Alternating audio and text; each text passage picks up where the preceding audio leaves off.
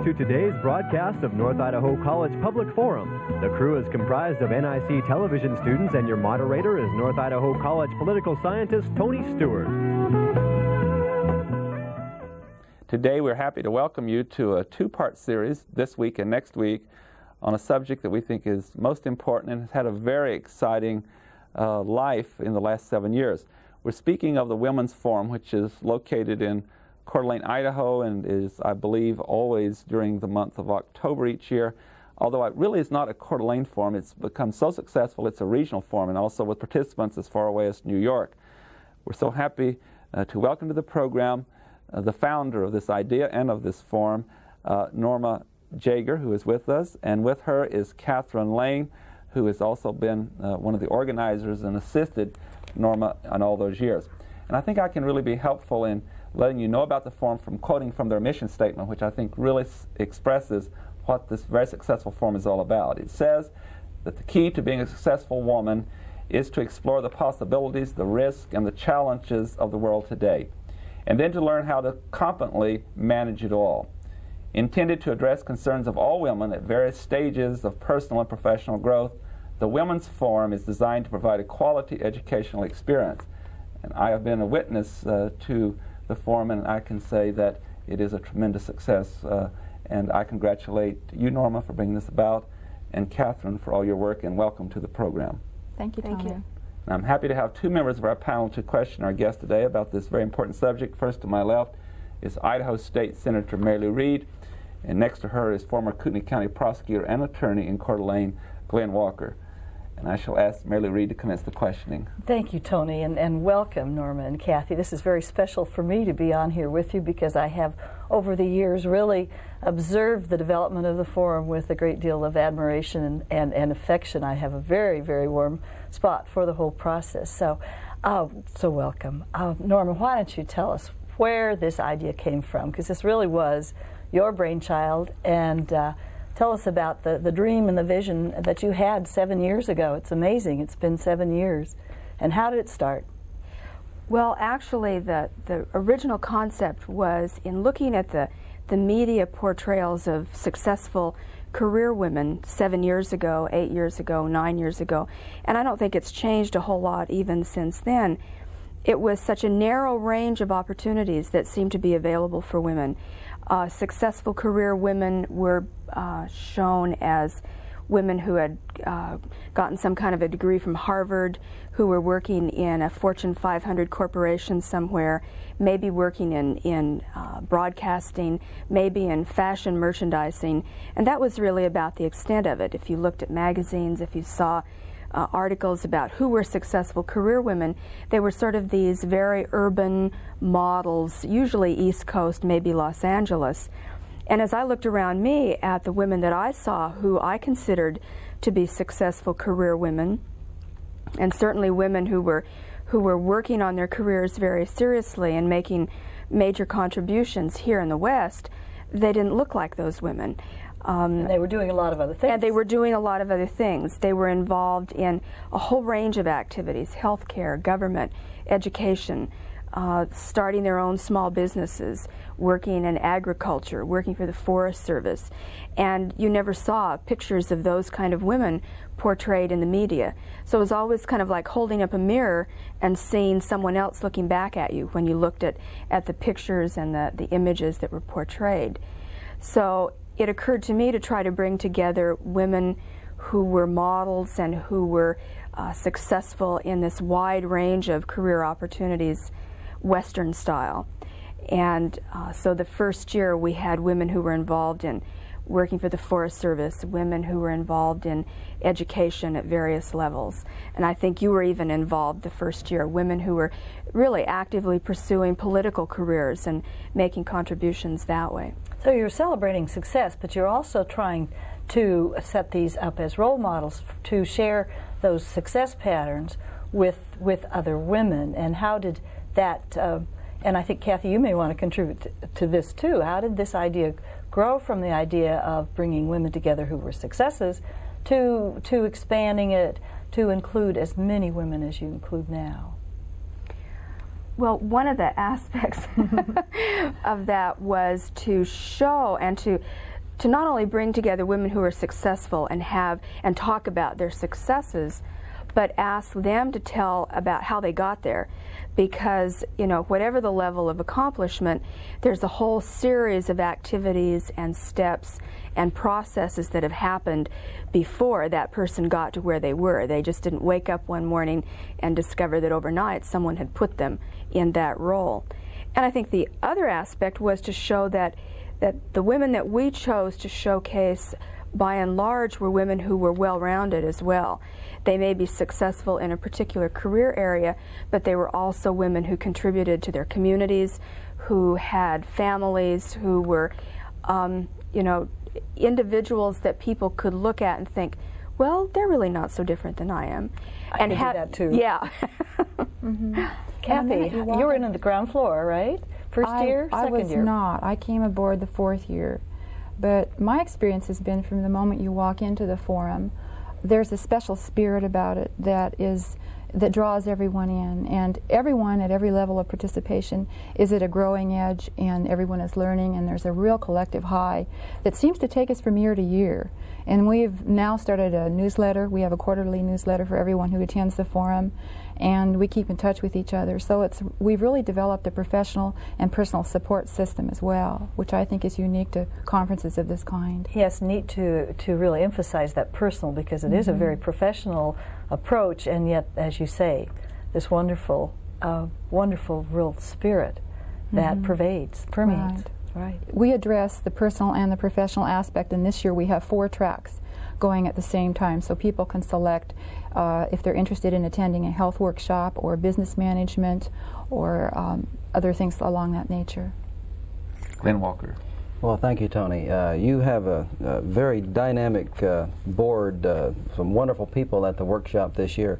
As we're taping this, it's the day before the actual workshops. So our viewers either will have been there or will have missed it, one or the other. Could you tell our viewers something about what's actually happening at the workshop here in Coeur d'Alene? Our keynoter will be starting on Friday morning, coming from Seattle. Jeff Billman and Alina Morris are going to do the whole morning devoted to men and women as we approach the next decade of our history. And I think that's going to be really exciting. And then the next morning, Ida Stewart from New York City, who's Vice President of Estee Lauder, will be giving a presentation. And then we have a whole range of other local folks who are giving workshops on a wide variety of subjects as well. I see you've got Dorothy Powers and Louise Shattuck and some other great people also. Friday night we'll have a Career Excellence Awards banquet, and those 2 authors will be speaking, and we're going to be giving 9 Career Excellence Awards at that time. I see in the brochure, referring to your organization, it says a nonprofit organization dedicated to the continuing education of women and men. What do you mean by that? Many other conferences focus just on women, and we believe that since we live in the world and together and need to work together, that we wanted to include men, and they are very active now at the presenter level as much as at the attendee level. We wish there were more, but we think that it's exciting how many we have been able to recruit, and most especially at the networking breakfast on Friday morning, a lot of men come just to check it out, see what it's like, and find out it's a very supportive learning environment. And we're hoping in the future we'll have many more men participate as well. Well, I know the people, the men and women who miss this will have missed a great deal, because you have people on your board and the executive committee who are very successful mothers and very successful wives and very successful in the market in various professions and so forth. But there's something that they can teach all of us, regardless of our sex. I want to testify to the fact that I was at your very special awards luncheon last year, and I want to echo what Kath has been saying about how great a spirit that one finds during the forum. As someone who's very active in human rights, we have some very special moments within our movement and in our meetings, and I sense this overwhelming spirit of cooperation that you have, and congratulate you for that. Before this program, I was having a conversation with both Norma Jager and Catherine Lang, and I was so very impressed with something they said that I promised them that I wanted to pursue that on the program, because not only is the Women's Forum so successful, but one of the things that can come out of this program is your testimony to help other people in other communities in other states and even in Canada with what you've done. So I have a very direct question for both of you, and I'll start with Norma. Norma, you were explaining to me that when you had this idea that it didn't happen the next year. I'm not going to do a very detailed question. I want you to just tell me the story for our viewers that you talked about, how an idea can be planted and how you can pursue it and how success can come. And we have a lot of misconceptions, and I wish you'd put some of those to rest. Well, the original idea, or the sort of the very first way the idea happened, was the thought of having a women's conference, because that was probably in the late 70s, having a women's conference that might take place in Sun Valley. I was living in southern Idaho at that time, and nothing really happened with that. It sort of was there in the back of my mind. And then I moved to Coeur d'Alene, which is a very special community in terms of empowering people, I think. There's a sense of what is possible here. And so I thought, well, why not Coeur d'Alene? This is certainly a beautiful resort area. This is a place people might like to come to and participate in this kind of a forum. And so that was probably 5, 6, 7 years from the time of the first idea. Then I had another experience in terms of establishing a conference that I felt needed to take place, and discovered that you don't have to get permission to do things. I mean, that you can have an idea and you can, as they say nowadays, just do it. And someone doesn't have to say, yes, it's okay, and yes, we'll support it, and you can use our name to do it. And so, along with some very supportive colleagues and friends here, we created the first Women's Forum. And that was, several years after the original idea had sort of been a seed, I guess. There's just two things that I was just so impressed with, and I'm so glad you said that. So many times we have that misconception that we have to get someone's permission to create a new organization or new movement, and you just don't, and you made that so clear. And the second point is that I think one of your success stories, and it's of all humanity, is you were persistent. A lot of people get a great idea and then they drop it after 1 year if it does not take place. Catherine, you've also had an experience along the very same line. You and I the other day were having a conversation. Would you share with us an idea you had and how that blossomed into something very important and significant? Are you referring to the POW Yes, issue, I certainly Tony? am. Yes, and your involvement with that some years ago.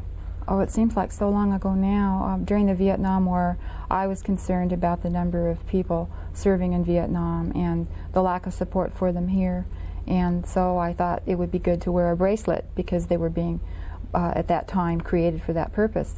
So I ordered one and wore it, and somebody asked me about it, and I said, I know where to get one, I can get you one.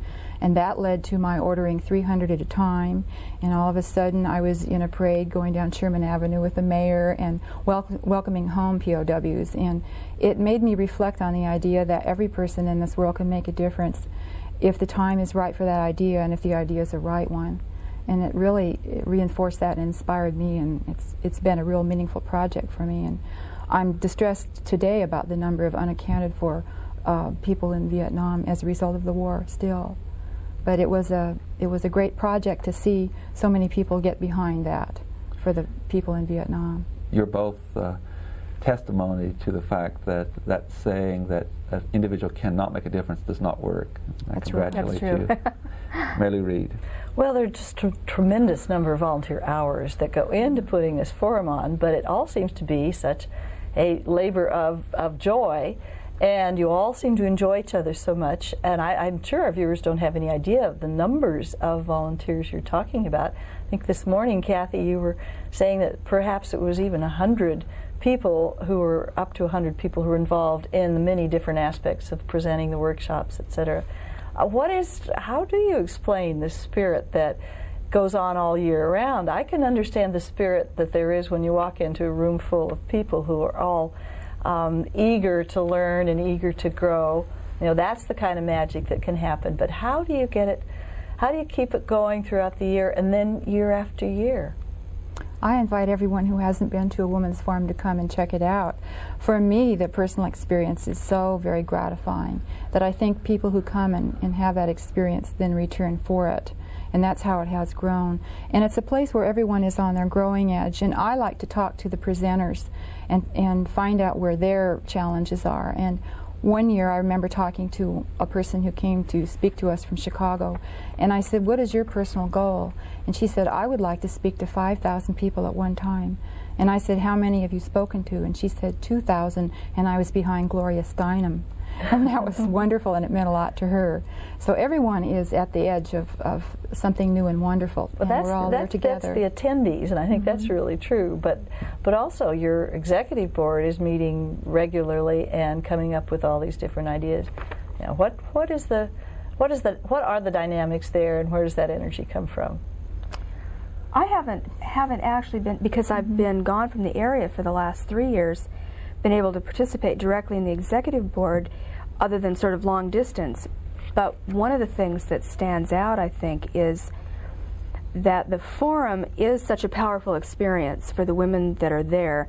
And every year there are some number of letters that come in afterwards that talk about, you know, this experience really made a difference in my life. It changed my life, changed how I view what I can do, and as a result of that, I'm going to do something different.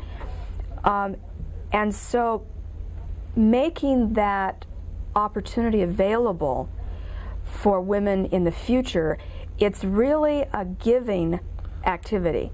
It's a sharing, and it's a having experienced what the forum has meant to the people who are there, and then wanting to share that. So and I think that reinforces then. That's what keeps people coming back.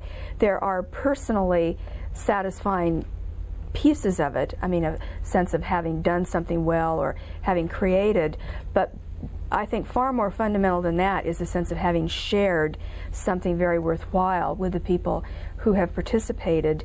And there's a lot of feedback from the participants that it has been meaningful and it has been worthwhile. And I really think that's kind of what keeps people involved. It's a very contributing and sharing and giving kind of activity. Well, the planning process must be pretty extensive. And how do you come up with these themes? This year it's the next decade, everything is possible. That's right. And how do you attempt to parcel out the workshops? So many of the workshops are on personal growth, but a lot of them are pretty specific about you know, just different fields and different issues. At the end of each forum, we have the participants fill out an evaluation form, and we take their ideas and suggestions very seriously. And then we research what is being done in the field. We look at who's saying what about what issues elsewhere, and then we just put it all together, whose schedule allows them to be here at a certain time, and it all fits. And then interestingly enough, the population spreads itself real well between the workshops. And this year we have the most attendance at a workshop called "You've Got to Take Care of Yourself Because No One Else Will." I think that's interesting that most people have selected that one. But there's a real nice range there, so everyone will be very well attended. But indeed, many women will be, and men will be, choosing these areas that are perhaps more introspective, are really related to personal growth and their understanding of themselves as they are perhaps in some state of transition. What was the phrase you used? Kathy used it twice on the growing edge? Growing edge. Mm-hmm. I think we're all in a process of transition all the time, and we've seen that that's a positive thing, that we can all share and learn from each other, and that part of momentum keeps the forum going. Well, this is a very enthusiastic undertaking, a very dynamic project. Could you tell us a little bit about how it has developed from year to year to the point that it is today? Well, the first year, 7 years ago, it was a much smaller group of individuals that were involved in putting it together. Probably 8 or 9 people were directly involved in doing a lot of the pieces, and we worked very hard. Probably one of the major accomplishments has been moving from what was a small group, individual kind of vision and effort to a viable and growing organization.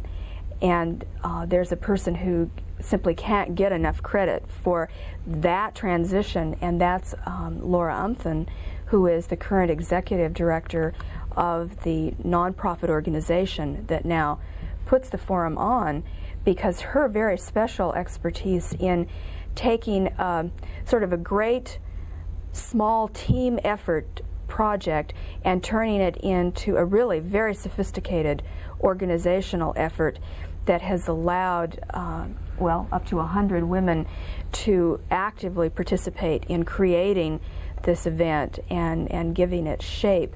That's a tremendous accomplishment, and that's a very special contribution to the effort. The first year there were about 85 participants. The second year there were about 110. The third year 130. And then I don't know about the fourth year. Then we jumped to about 300. Yeah. So it really began to multiply and to grow in terms of the number of participants that were involved. Well, you know, having 85 or so people the first year, that's not bad at all, but now you have more volunteers than you had attendees That's back right. then. Do you get from year to year, because this is such an enthusiastic project, do you get people bringing that enthusiasm back and wanting to become volunteers? Yes, definitely we do. Part of the evaluation process is a chance for them to look at the forum and say, this fits in my life now and I'd like to come back and help on a year-round basis.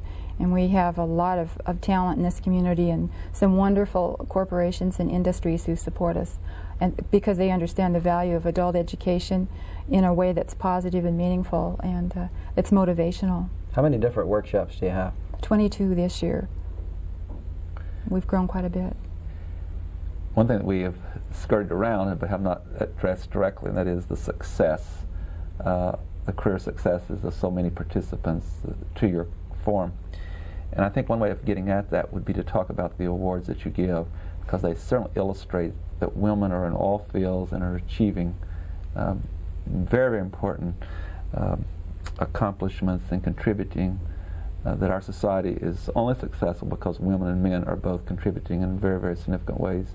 Would you run through those awards and categories for us? And it's grown to 9 this year, Tony. We have awards given. It's especially exciting to me this year because an award will be given for the first time to a young person who has excelled in community achievement, and also then to a senior.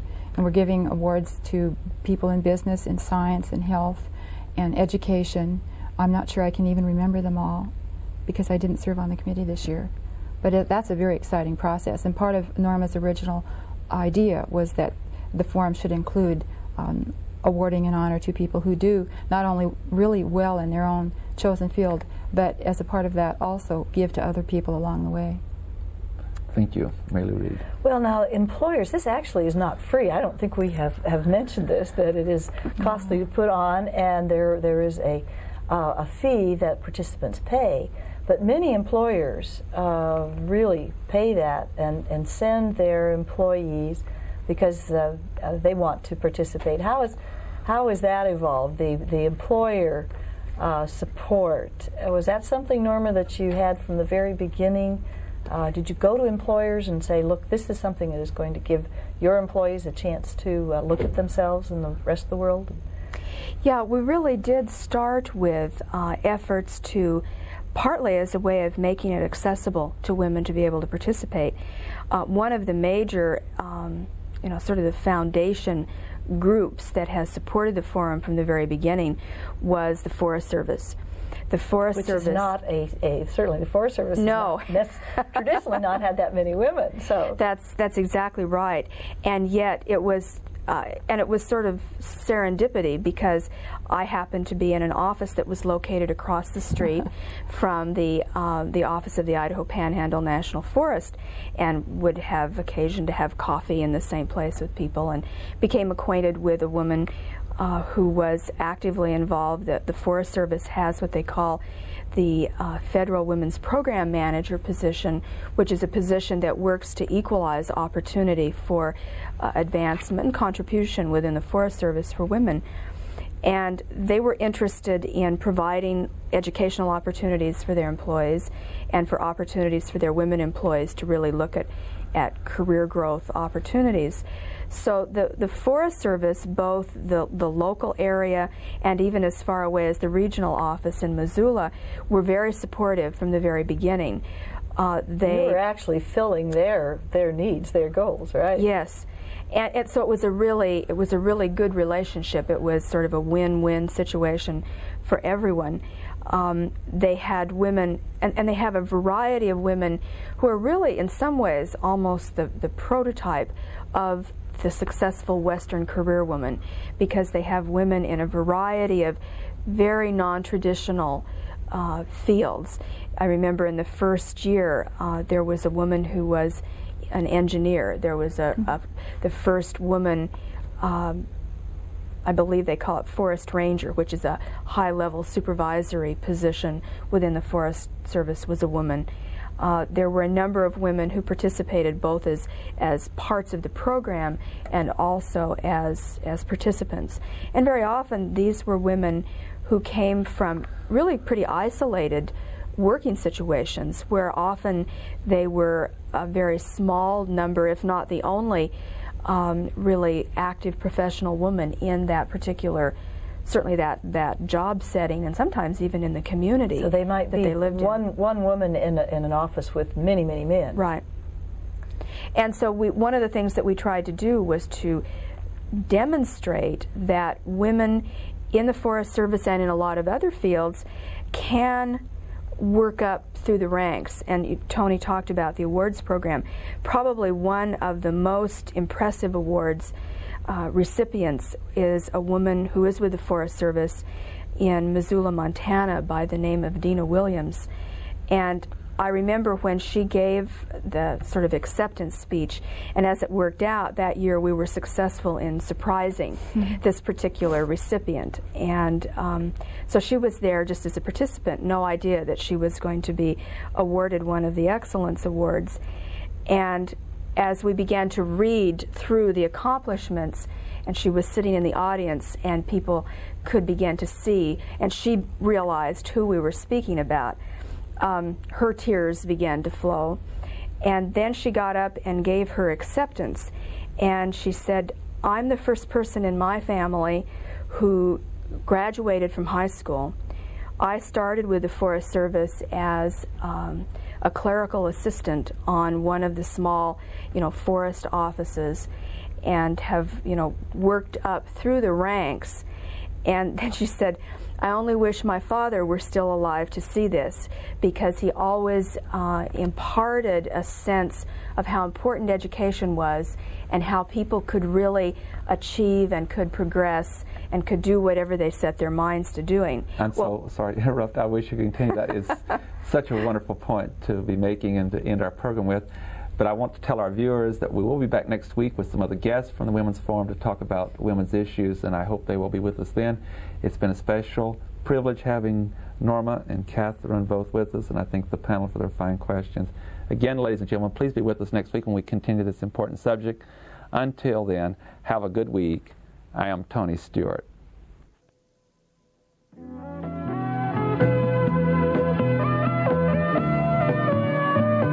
North Idaho College Public Forum can be seen at the same time each week over this station. This production was videotaped earlier by an NIC student crew for viewing at this more appropriate time.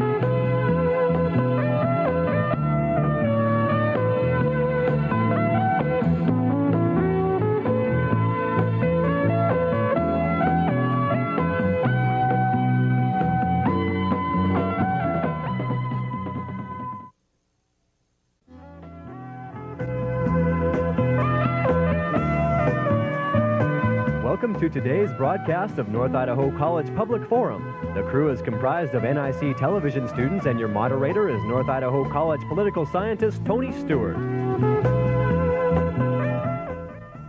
Today we wish to welcome you to part 2 of our program, a 2-part series on the Women's Forum, which has been so well known for its work in Coeur d'Alene. And a couple of months ago they had their annual conference, and we're happy to have 2 guests that are very involved with the Women's Forum.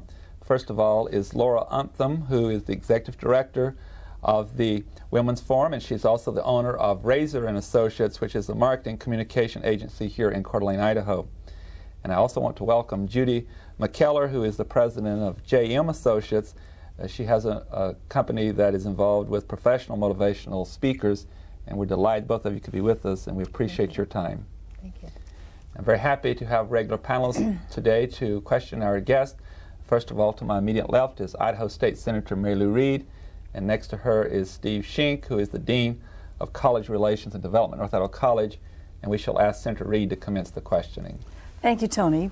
Laura and Judy, you both have had so much experience in dealing with women and where women are going today. What do you both think is what are the greatest challenges, not only the single challenge, what are the challenges that are facing young women today, the young women that you're seeing? And I say young because I think most of us who are already on our paths pretty much know what we're doing, but I think that there are a lot of changes and complications that young women are facing. And let's start with you, Laura. What are the biggest challenges? I think one of the biggest challenges facing women today is being able to stretch around to being a good mother, a good housewife, a good employee, striving to accomplish goals that she set for herself, and doing all those things to the very, very best of her ability, and sometimes not quite understanding why I can't do this as well as I can possibly do and be all things to all people all the time. So it's the superwoman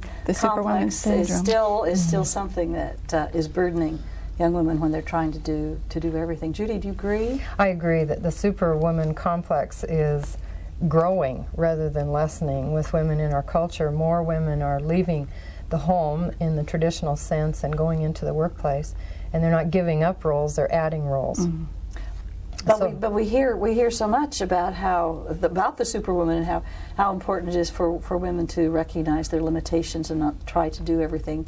But you say that the burden is growing. I think it is. I work a lot with women's groups. I go into a lot of women's forums besides the local forum in Coeur d'Alene, and I see that as one of the issues. And so empowerment issues for women and keeping their feminine role and yet working in the masculine workplace and learning how to balance their lives effectively seems to be one of the greatest stressors that women are dealing with. And are you meeting a lot of very stressed young women? And men. There's a lot of stress, and I think there's a lot of transition in our society today. And as we transition into new roles and new expectations and the changes that are going on, it's difficult unless we learn who we are and what we're here to do, how to balance the roles that we're about to play and how to balance those. Is that the most important thing then that you're trying to get across to women that has to do with not expecting more than you can do and understanding who you are and your limitations? Or is limitations a word you use? I don't like to use the word limitation because I think we live in an unlimited universe. So I like to think of people being able to balance their lives by getting more in touch with what their personal purpose is and what they're here to do and what takes priority in their life. And as they do that, then they're more able to balance the multiple roles in ways that are meaningful to them. I think each person sets their own standards and own areas of growth and what they want to do and their priorities. And no one from the outside can tell a person that. Steve Sheen. Let me follow up on that, if I may. Laura, what do you think is the cause of that superwoman complex? Is it external forces, internal forces, or a combination of both? I think it's a combination of both.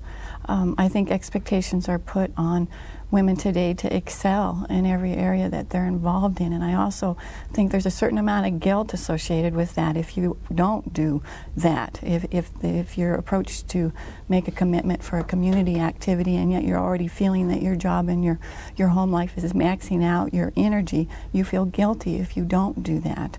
And I think women are struggling to find a balance in there. How much do I do, and how well can I do it if I try to do everything? Maybe I can move to a little bit broader question that in a sense is related. I can remember a few years ago at a popcorn forum or a symposium, I'm not sure which, Julian Bond came and was a speaker.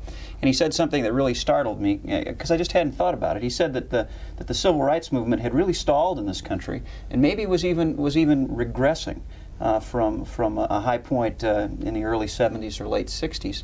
What about the women's movement? Are you making progress, or do you feel like you've hit some barriers that are keeping you kind of marking time? Judy, I think that the women's movement is, as far as politically being motivated or aggressing, is maybe at a standstill. My feeling would be that women are starting to become more internally interested in balancing their life, and maybe not externally being as interested in political issues. I think what we've got to try to work on is to get women more involved politically. Again, there's that struggle of trying to find a balance, and where do I put my energies, and how do I cope with all of those separate things pulling at me. Judy, and my question, I think Laura's made a very good answer, but my question wasn't strictly political. I was talking about progress for women on all fronts, at home, politically, and in the workplace. What about some of those other arenas? Is progress still being made? I think one of the things I noticed and I'm excited about, I was brought up in the 1950s. And I was taught, either culturally or perhaps it was just the town I was in, but I doubt it, that women were the enemy and not to be trusted. And what I've seen and what I'm excited about is that I see women supporting women. More and more women on an individual basis and then on a group basis supporting one another. There's a lot of mentoring of women going on. Mm-hmm. There's the women who've gone first out of the traditional homemaking roles out into the business community, turning around and really building bridges for other women to cross. And I'm enthused about that. I think that's very helpful to all of us. Laura, I guess I would direct my question to you because of the comments you made politically and being a political scientist. Of course, I'm very interested in the political aspect. When we look at the statistics that we have in this country and the laws, we realize that there has been significant progress for women, as there has been for others in our society who have faced wrongs in the past. However, we still see disturbing statistics, for example, in pay. You more than I would be familiar with the statistics on many women are working in the workforce and doing exactly or even sometimes more than men that they're working side by side but yet getting less pay. And I'm recognizing that problem, but my question really is directed at the root of the problem. And I know part of it's culturally ingrained in society, but am I correct to also say that as one deals with this political problem, that it also can be hindered by the fact that there are also some women in our society who've been culturally educated to the point that they are not willing to support the political issues that are needed to make the change, how they vote or how they stand. Am I correct to say that some women are very conservative and even take the position they don't think that women should be, for example, in the workforce? Mm-hmm. I think you're correct with your assessment with that, Tony. I think that politically women need to be more involved in that they feel that there's a comfort zone there that we all have to move out of occasionally. And we have yet to, actually, I think we're making inroads in helping each other. Judy's point of women helping women is really something that we've started to surface in the last few years particularly. And if that's in the area of the home or in the area of work or in the area of politics, I think that we're starting to see some significant changes there going on. Also, economic necessity is motivating women to give up the old roles. A lot of women I work with are traditional homemakers who have become displaced homemakers through death of their spouse or divorce, which is very high in our culture, or a disabled spouse, so they become the primary breadwinner. And the child care issues politically are being addressed because as more women get out there, they realize their economics are held in check by the fact that they can't have a job and support a family and pay for child care. So one of the biggest issues that women face in the transition is how to take care of the child care issue. And it's no longer just a women's issue. It is a political issue. It's a man's issue. It's a human issue. Yes. I have one more part to my question. I'm trying to delve into the problem itself. And please correct me if my assumption is wrong, but in the 60s and even in the 70s, young people in this country, both women and men, young women and young men, were quite progressive in their political viewpoints. What I have seen or read about in the 80s, young men and women have become more conservative in their political actions.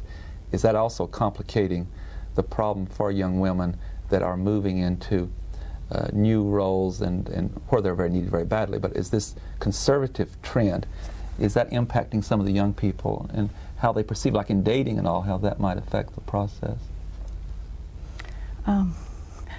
The conservativeness of women, particularly young women, I guess that what I see is young women excelling in every area. The Women's Forum added a new category this year, acknowledging the contributions of particularly young women, and they're excelling beyond what I would ever dream of doing when I was in high school or even my early years in college. Their vision of a world that is working together and helping each other to excel is quite different. I didn't have a vision of the whole world. I thought pretty much of myself, and I find the young people thinking along those lines, particularly in the instance where they feel they can make a difference. I guess what I'm speaking to, and I don't want to belabor the point, and I'm not speaking of those who are very active in doing that, but in the general population and voting, if young people are voting for candidates that are not very sympathetic to change in laws and so forth, is that hindering the process? Well, any time people make limited choices, it's hindering a process. I agree with Laura, though, that I see young people empowering themselves. A group, for instance, that I do seminars with quite regularly is a group called Self-Sufficiency, and it's Women on Welfare. And it's a program in Spokane, and it's designed to help these women realize what they're doing and making other choices that would be more effective in furthering their lives and the lives of their children. And as I work with them, I don't see them dead-ended and disempowered.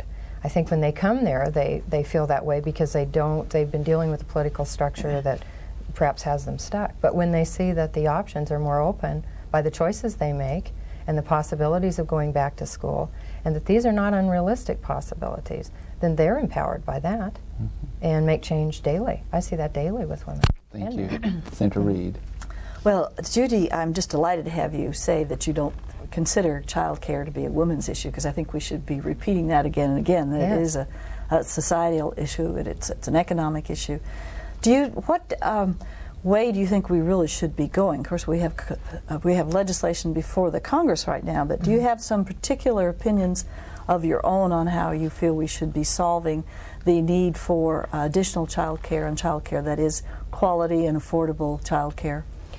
I noticed I was a keynote luncheon speaker at a JSEC, Idaho JSEC conference last week. It was Job Service Education Committee. And one of the issues that they address with people in business is the child care issue. It's now an economic necessity. And I noticed, for instance, that Betsy Shepard from Kootenai Memorial Hospital was there. And she said that they have a program in place with their Kootenai Memorial Hospital. And not only with that issue that faces women and men as they go into the workplace, the child care issue, but also the adult care issue. With the longer longevity, we're now dealing with parents who are with us, that possibly even our children are gone, and now when we go to enter the workforce, we're dealing with aged parents, possibly with Alzheimer's and physical problems. So they need care. And I notice that this is now an issue that's being addressed by businesses, saying if we want quality people in our workforce, we have to work together. So I think some of these political problems are, and this transition that we're going through, if we look at the positive side of those, it's taking a lot of combined effort to solve these problems, not just legislating for it, but the human aspect of people looking at it and saying, I can't survive, I'm intermingled with all these other human beings and interconnected with them, and what affects them politically and economically affects me. So as the world becomes smaller, it's not just a legislative issue, it's a human issue, and we're being called into account personally in each of our lives, in each of our businesses, in each of our agencies, whatever it is, to take a look at these things. Well, I agree with you. It isn't just a legislative issue, except that the issue is to some degree where the dollars are going to come from. And so it is clear that the providers of child care service really are not, at this point, being paid enough to guarantee that it is going to be quality daycare, that they really need to be more professional. Right. But I do think the Kootenai Memorial program, absolutely outstanding, and I think the idea of putting the senior citizens in with the young children is something that I think appeals to all of us who have some sort of feeling for the cycle of life. In terms of the welfare mothers that you're working with, is child care something they talk about a lot in terms of the way that they're going to get out of the cycle that they're in? Yes, that is the issue, because I was a traditional homemaker, and I didn't really enter the workforce until after my children were able to basically take care of themselves. So it isn't an issue that I dealt with when they were very young. So my knowledge of this, my consciousness of this issue was limited.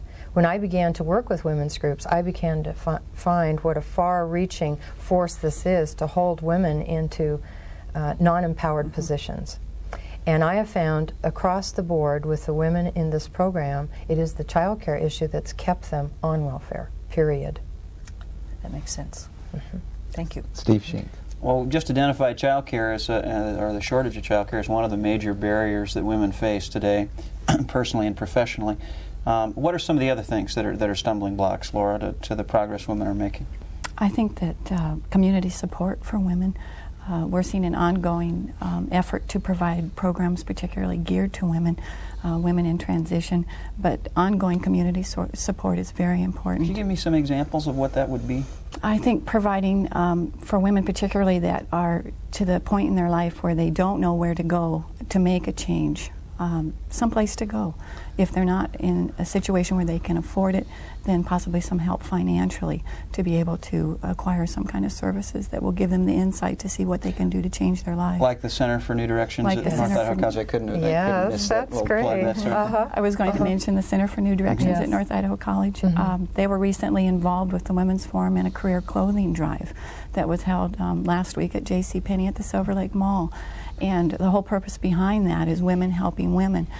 Clothing that was still in very, very good shape, that career women possibly for the first time going out into the work world would not be able to afford to buy on their own, would be able to use this clothing. And the center has been very, very helpful in working with women in that aspect. Judy, what about in the workplace? And I notice you've both talked a lot about women helping women, and I think that is very important. And I see a lot of that. I'm impressed by the breadth of the programs that are available on a personal and a professional level for women today. But are we getting closer to the point where there won't be any gender barriers there at all, where men will help women, women will help men? Where is the old boy network starting to break down a little bit, and access to professional growth opportunities better than it used to be?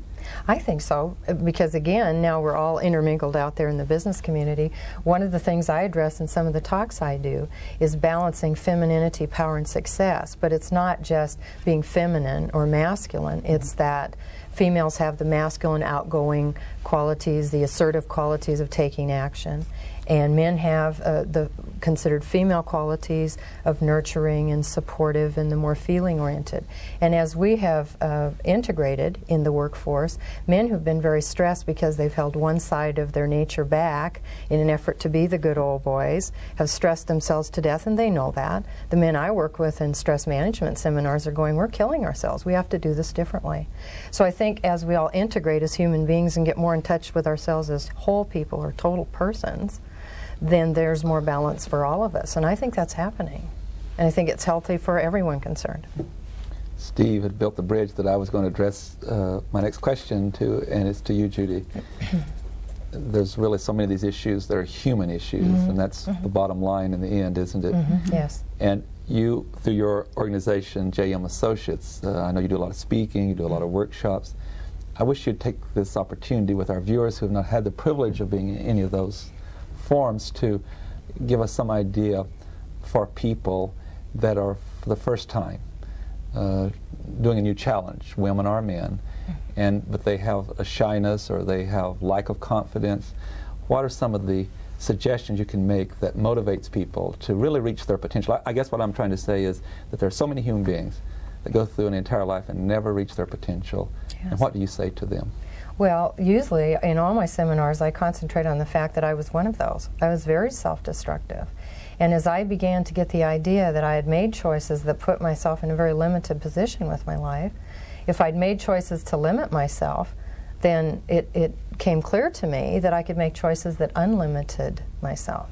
So I think anyone that takes a risk to make a transition is going to be frightened because they don't know how to do that. So it's just simply putting one foot in front of the other and continuing to do it and talking to ourselves positively.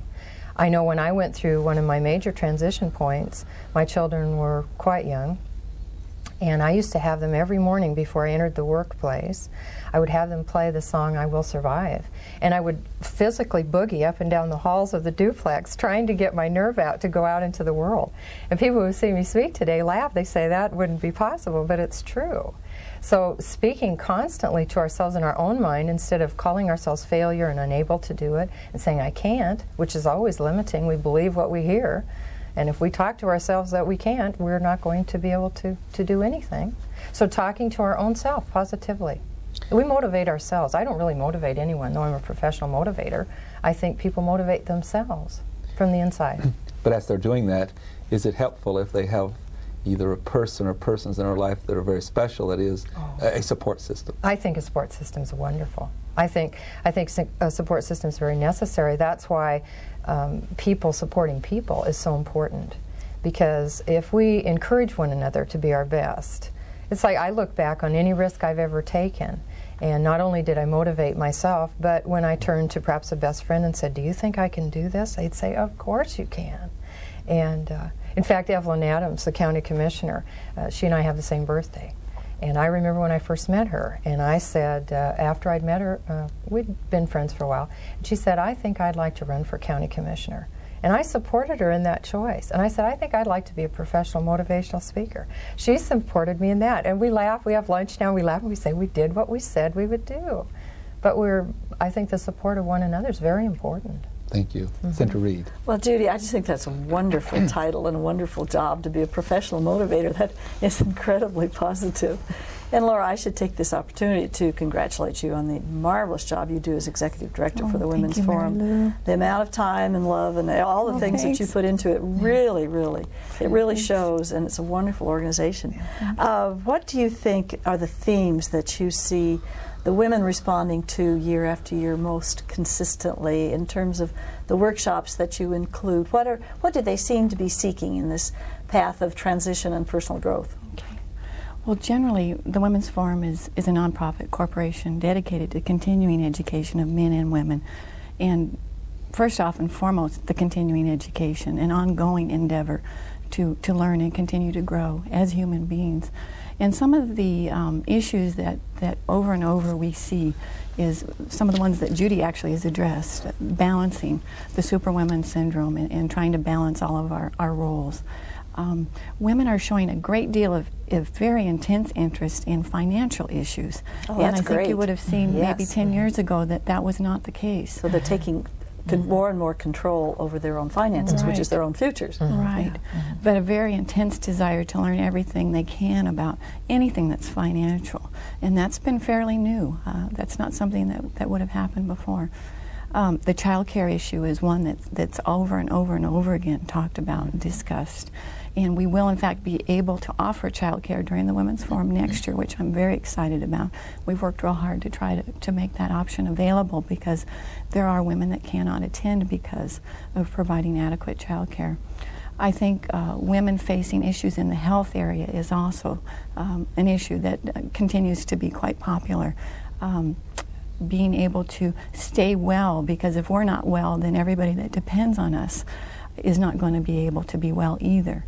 And the wellness issue, before we used to look at people, we'd look at the symptoms or we'd look at the problem and that people, this was wrong with them. Well, now we're looking at being well. How do we strive to be well as a person? And some of the other, Judy, you have some other issues that you think are? Well, I was just thinking the whole bottom line that you're talking about, I think, is empowerment, is learning that we have choices. And as we empower ourselves and feel better about ourselves and have that stronger inner base of balance, then we balance our relationships, professional and personal relationships. And that's really important. And I notice a lot of men and women's group asking me to do self-esteem issues, personal empowerment, and I always deal with effective communication skills so that we can communicate who we are and what we're about and work more effectively together. And I think we probably should add a footnote here in relationship to men's participation in the Women's Forum. As I remember, Laura, there were quite a few more men this time. And we were excited about that. There isn't a single women's issue that doesn't involve men. And we like to be able to continue to add the growth of men to the forum. And we had over 40 participating this year, which we were just very happy about. And many of those were, as I understood it, supervisors who were working with a great number of women, so showed a real increased sensitivity there. Yes. You know, most of the women that attend, the very, very most important thing to them is to have increased male involvement in the forum, because many of them work with men, or they're supervised by men, or, you know, they're a very integral part of their lives. And they always say to me, this is all very wonderful, but I want my husband or my boss or you know, somebody, a male in my life, to hear this too, so they can share it. That's great. Steve Sheen.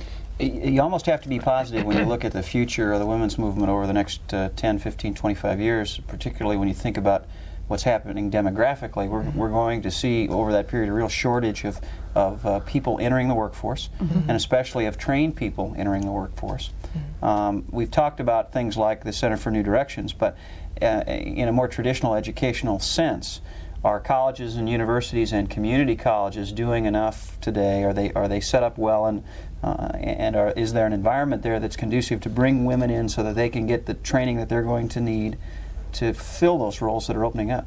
Most definitely. I think so, yes. I'm excited about it. In my conversations with women that are particularly in transition, usually the community college is the first place that they go to. That's their most valuable resource, and one that I think they feel very comfortable in making a call to and setting up an appointment. I think they're answering that call beautifully. I wish we could continue our program. The clock always wins, and I want to say to Laura Untham and Judy McKellar, on behalf of our panel and our staff, you have been most enlightening and informative and really helpful to our viewers, and that's what this program is all about. And I too want to join Senator Reid in congratulating you on a very successful Women's Forum. And someone else that's been very involved and has been responsible for helping bring about these two-part series is Catherine Lang, who's very devoted to the forum. We want to thank her very much. She's president, that's the fact of the board. Yes, and so she has just been so helpful, and we appreciate that. And can I add, there's almost 50 other women that have also worked very, very hard. We're very cognizant of that. It's a great busy board. United effort, busy board. I also want to take this opportunity during these holidays to wish all of you a very, very wonderful holiday. I hope things go well with you and that you have a very happy time. And we'll also be closing out soon in 1989 and be moving in 1990. It's hard to believe that we've been with you since 1972, and we look forward to being with you again in 1990. Please have a good holiday and join us again next week. Until then, please have a good week. I am Tony Stewart.